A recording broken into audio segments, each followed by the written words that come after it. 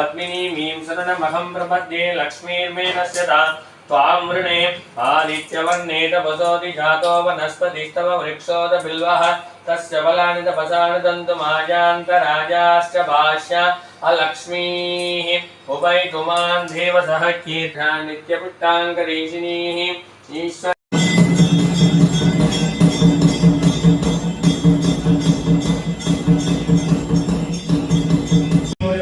ஐப்பசி பௌர்ணமி அன்னாபிஷேக பௌர்ணமி என்று அழைக்கப்படுகின்றது.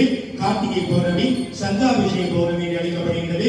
ஐப்பசி பௌர்ணமி திதியான இன்றைய நாளில் நாம் ஈசான மூலையில் வீட்டிற்கும் குபேரலிங்கத்தில் அன்னாபிஷேகத்தை தரிசனம் செய்வது மிகவும் விசேஷமாகும். நாம் திருவண்ணாமலையில் பலவிதமான லிங்கங்களை தரிசனம் செய்யலாம். அக்னிலிங்கம், வாயுலிங்கம், ஈசான லிங்கம், நைருதி லிங்கம், குபேரலிங்கம் என பலவிதமான லிங்கங்களை நாம் தரிசனம் செய்யலாம். இங்கு லட்சுமி ஈசான மூலையில் குபேரலிங்கம் இருக்கின்றது. அந்த குபேரலிங்கத்திற்கு தற்பொழுது அன்னாபிஷேக அலங்காரம் நடைபெற்றிருக்கின்றது.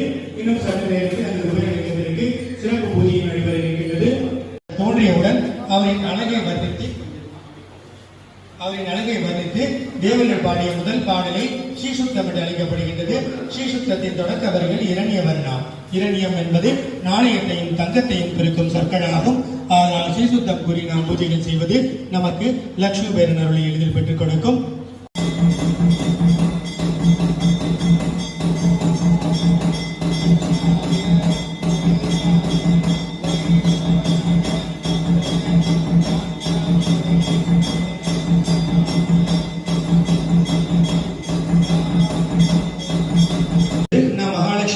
உகந்த 3 நாமாவளிகள் உச்சரிக்க இருக்கின்றோம்.